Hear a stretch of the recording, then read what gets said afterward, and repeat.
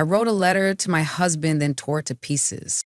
Not out of anger, but because I realized I no longer needed his attention to feel like I existed.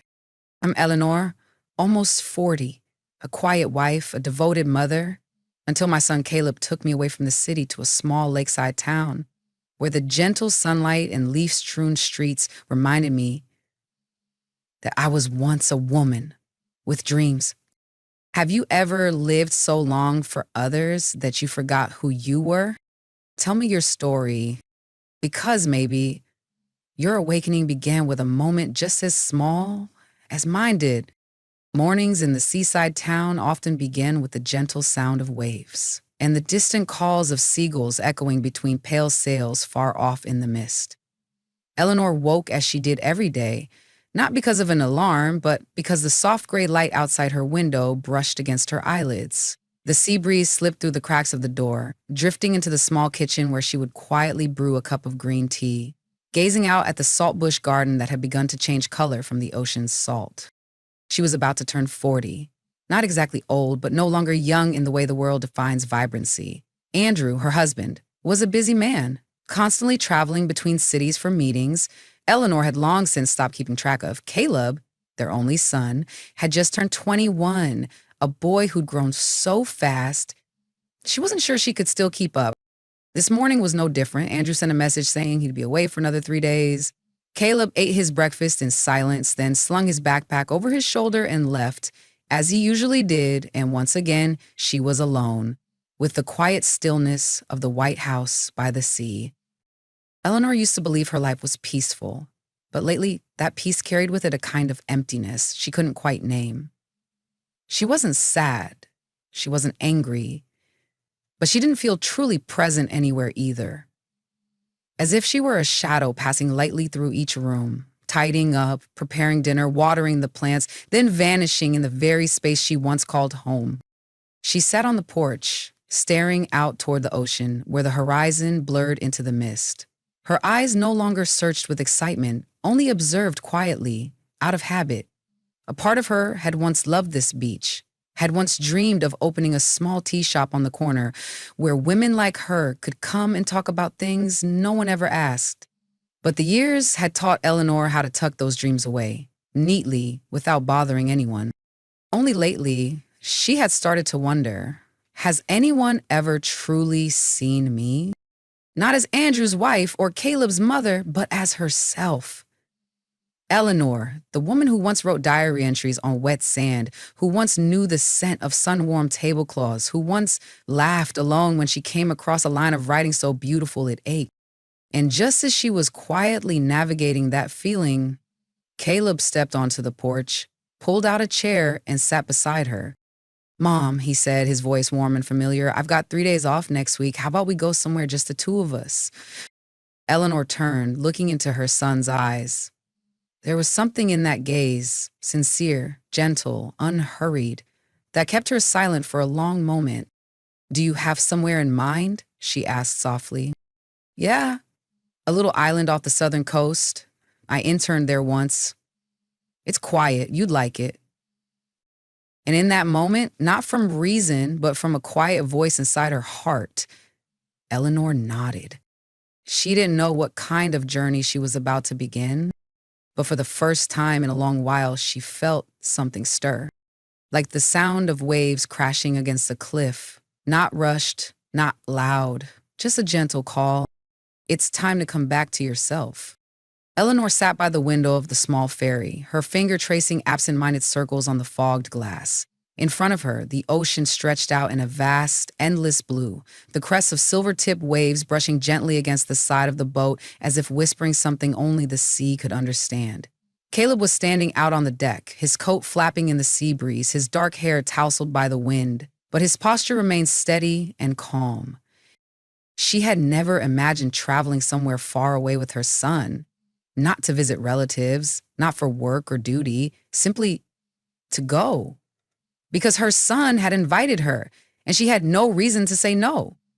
Or, more precisely, no longer had a reason to stay. The ferry docked in the early afternoon. The island was smaller than she had expected, just a row of wooden cottages nestled along the sandy shore. backed by tall, slender ferns swaying gently in the wind. The guest house they had rented was surrounded by whispering coconut trees, its porch draped in thick, dark green vines. Caleb carried the suitcase inside first, leaving her standing for a moment at the entrance, her heart softening under the strangely still presence of this place. "I thought you needed the quiet," Caleb said, turning back to her, his eyes gentle, as if reading all the words she hadn't spoken yet. They had dinner at a small beachside eatery, where warm yellow lights glowed over a simple table set with 2 plates of grilled fish, wild greens, and sticky rice wrapped in banana leaves. No city noise, no phone chimes. Just the sound of waves and the salty scent of the wind. "I remember when I was little," Caleb said as he placed some vegetables into her bowl, "you used to tell me fairy tales. But lately, you've stopped." Eleanor set her chopsticks down. "I thought you didn't need them anymore." He shook his head. "I've always needed something from you. Not the stories, but the way you used to live. You live with so much color, Mom. Do you know that?" She was silent. A feeling crept into her chest, warm and aching. How long had it been since someone last said they could see the colors in her? Not her roles, not her responsibilities, but her. The woman who once laughed for no reason, who once picked flowers simply because she liked them, who once felt deeply moved by a beautiful film. That night, Eleanor lay in an unfamiliar bed, listening to the wind rustling through the window. Caleb had fallen asleep early, his room lit only by the faint glow of a nightlight leaking through the crack in the door. She stepped onto the porch, wrapped a thin shawl around her shoulders, and sat down on the wooden steps. Before her, the sea stretched endlessly under the moonlight, the waves rising and falling like the steady breath of the earth itself. She closed her eyes. She wished for nothing, hoped for nothing. She simply allowed herself, for the first time in years, to feel her own presence, fully, not eclipsed by someone else, not waiting for someone to call her name. She sat there, just Eleanor. Not someone's wife, not someone's mother, but a woman breathing between sky and sea. And in that moment, Eleanor knew she had never been lost. She had simply forgotten the way back. But now her son, the one who once needed her the most, had reached out his hand and gently led her home. The next morning, Eleanor woke as the first light of day slipped through the white curtains, soft as a breath. The small wooden room was so quiet she could hear the shells clinking against each other on the beach and the slow sighing of the waves beneath a clear blue sky. Caleb had been up early. He stood on the porch, wearing a dark t-shirt, shorts, and a small backpack slung over one shoulder. When Eleanor stepped outside, he turned and smiled. "Do you want breakfast first or take a walk before we eat?" She paused briefly, then nodded. "Anywhere's fine, as long as you're walking with me." They began down a small trail leading into a forest of casuarina trees. The earth beneath their feet was soft, layered with fallen leaves, and the chirping of insects played like a gentle soundtrack to the morning. With every step, Eleanor felt like she was walking backward into the past, not to escape it, but to gather the fragments of what she had once let slip away. Caleb walked slowly to keep pace beside her. No phone, no earbuds, just his full presence. The way he occasionally tilted his head to ask, "Are you tired, Mom?" or quietly pushed branches aside for her to pass made Eleanor realize. This was the first time in years she felt accompanied, not just followed. "When did you learn to be this gentle?" she asked, half teasing, half sincere. Caleb smiled without looking at her, his eyes still on the path ahead. "Probably, when I noticed you'd been silent for too long." A simple sentence, but it rang inside her like a bell touching something hollow. The clearing were stopped when they reached a clearing, where sunlight streamed through the canopy in beams, like cracks in a dream slowly unfolding. Caleb sat on a fallen log and patted the space beside him. Eleanor sat down slowly, shoes muddy, hair sticking to her forehead from sweat, but she didn't mind. She only felt real.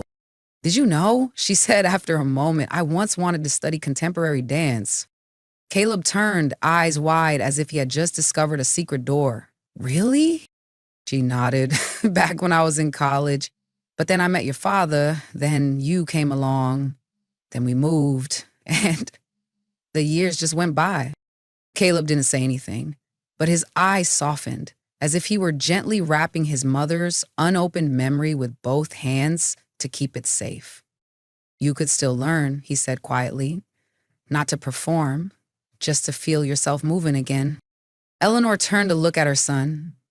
In that moment, amid trees, sunlight, and the breath of nature, she realized it wouldn't be someone young, extraordinary, or distant who would awaken her from her quiet years.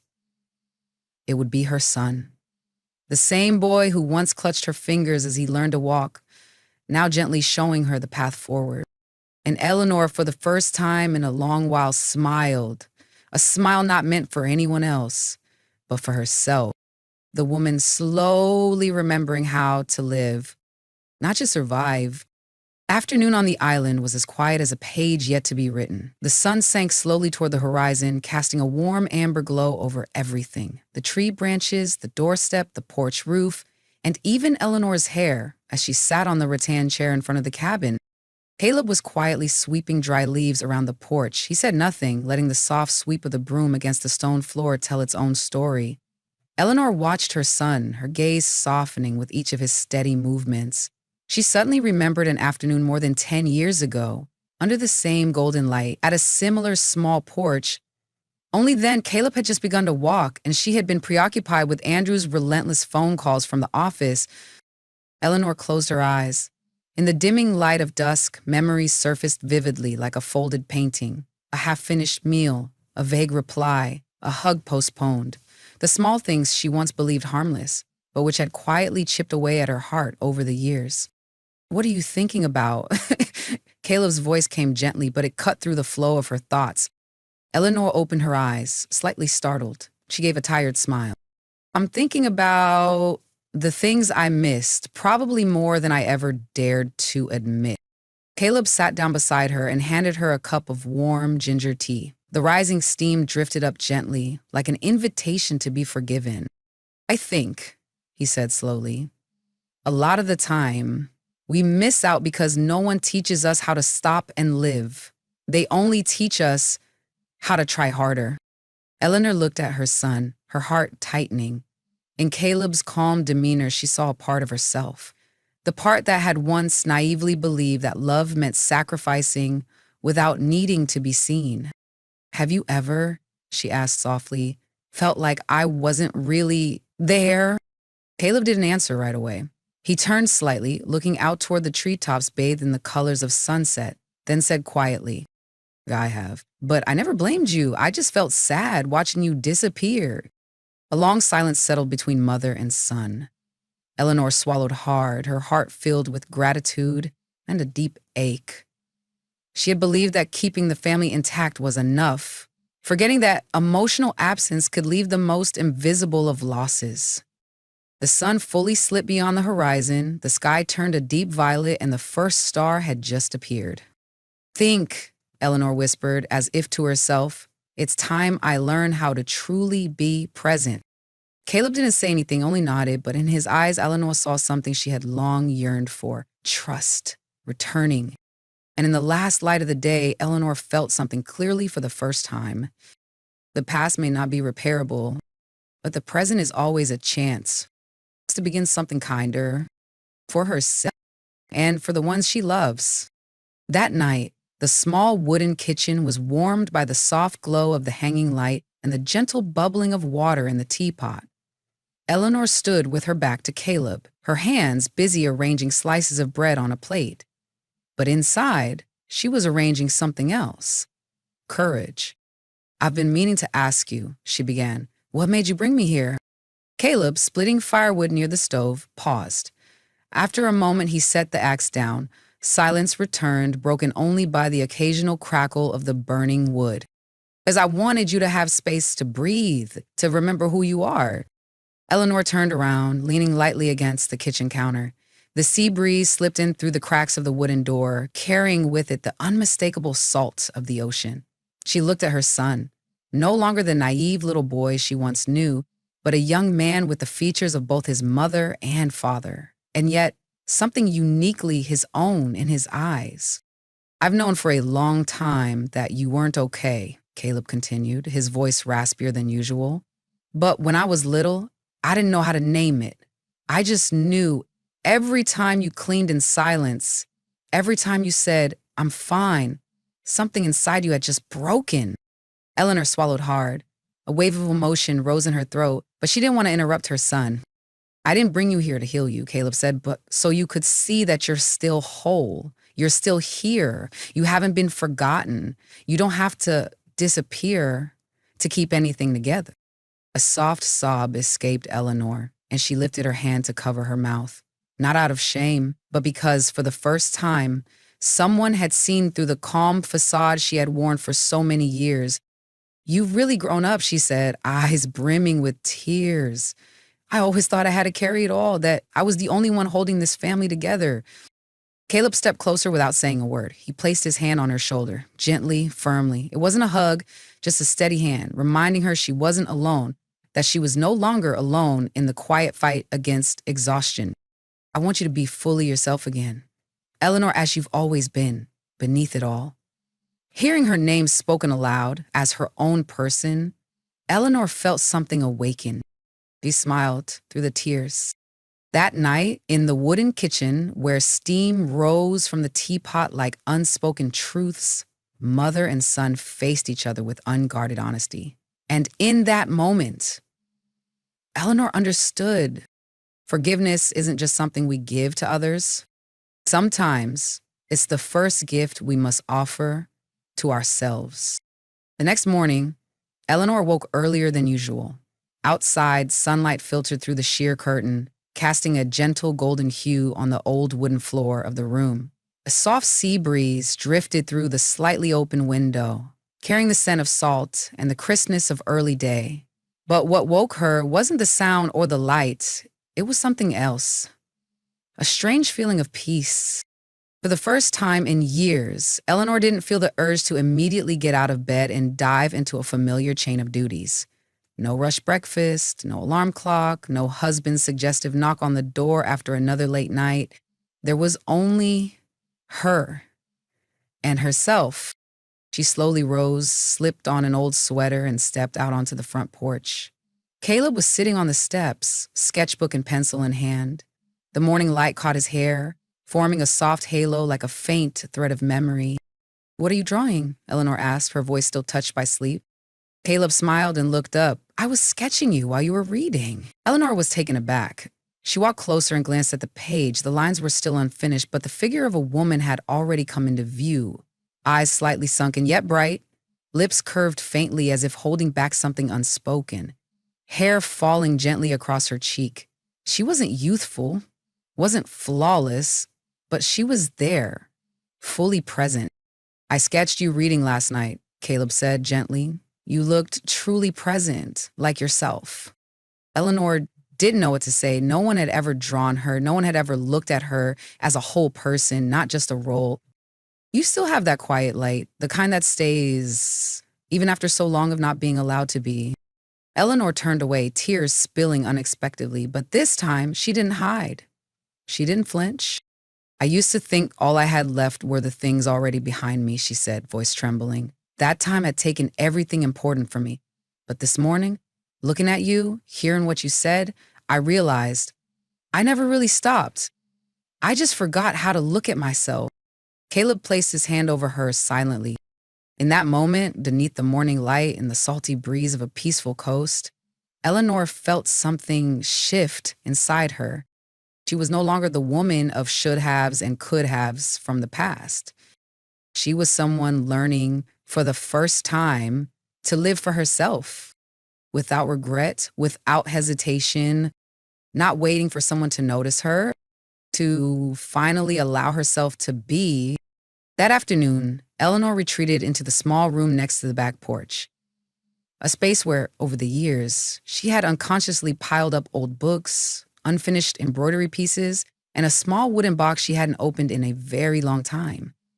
Caleb had gone for a walk along the rocky shore, leaving her some space of her own. In the quiet stillness, Eleanor sat down on the wooden floor and pulled the box toward her. The lid opened with a soft creak. Inside were yellowed sheets of paper, a draft of a book she had never finished, a map of a solo trip across Italy she once dreamed of taking in her youth, a few old Polaroid photos of her holding the first pastry she ever sold at a roadside bakery during her college years. It all felt like the faded breath of a version of Eleanor she had long forgotten existed.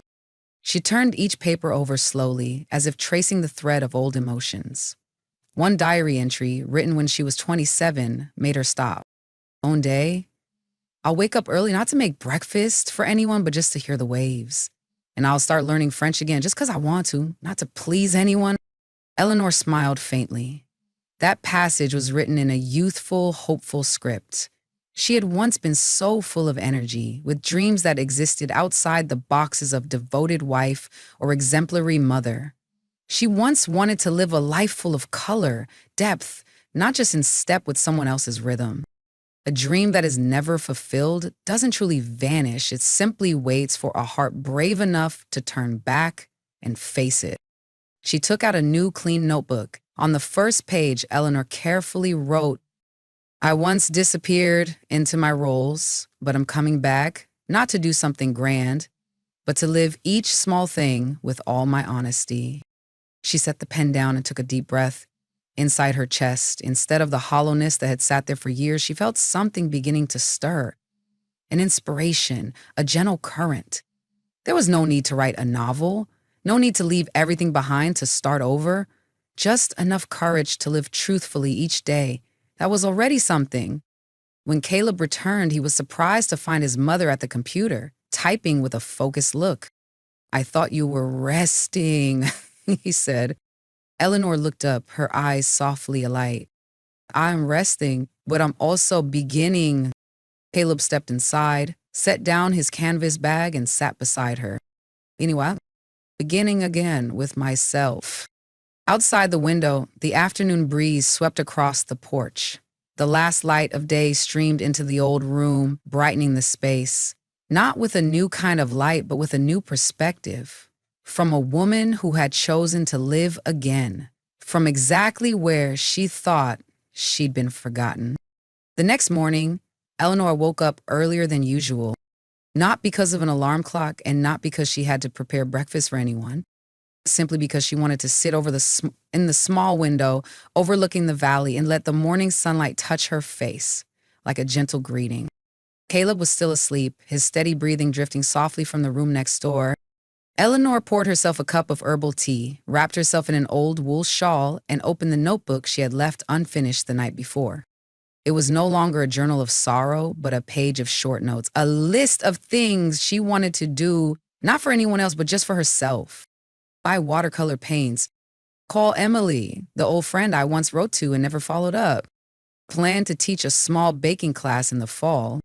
The list wasn't long, but each line was like a budding seed. Not loud, not dramatic. Just the quiet beginning of a woman who had once forgotten who she was and was now listening again to the voice within. When Caleb woke up and came downstairs, he saw his mother, the woman who used to live quietly between forgotten meals and unanswered messages, sitting with a cup of tea, smiling. Not because someone told a joke, but because the simple peace of the morning was enough to soften her heart. "I was thinking of driving you around the lake later. Would you like that?" Eleanor looked at her son and gave a soft nod. "Yes, but this time, I want to drive."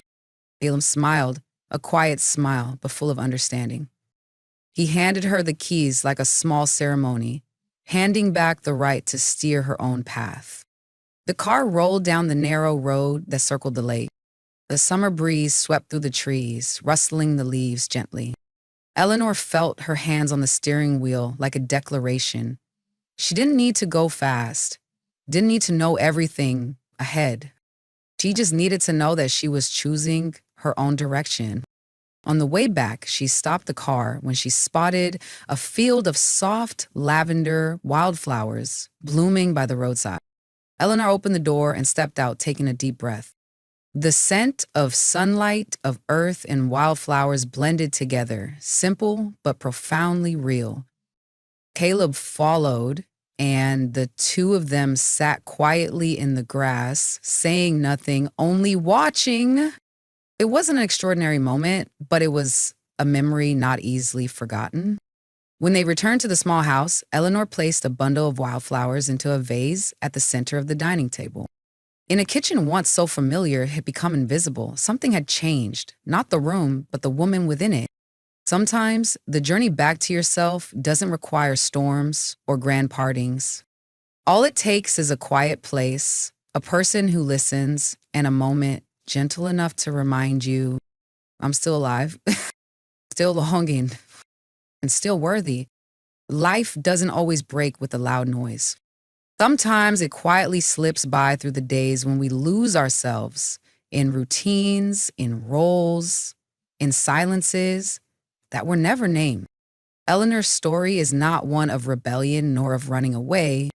It is a quiet, courageous journey, a return inward to where the woman she once was still waits patiently for herself to arrive.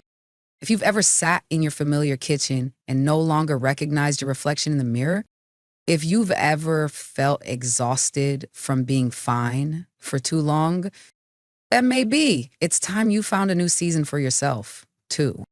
You don't have to go far. You just need to start with something small. It's an old phone call, a forgotten hobby, or a moment when you simply allow yourself to breathe deeply and fully. What do you think is the wildflower by the roadside in your life? Those simple things that may seem meaningless, but somehow awaken a long asleep part of your soul? Share with me. You might not be as alone on this journey as you think.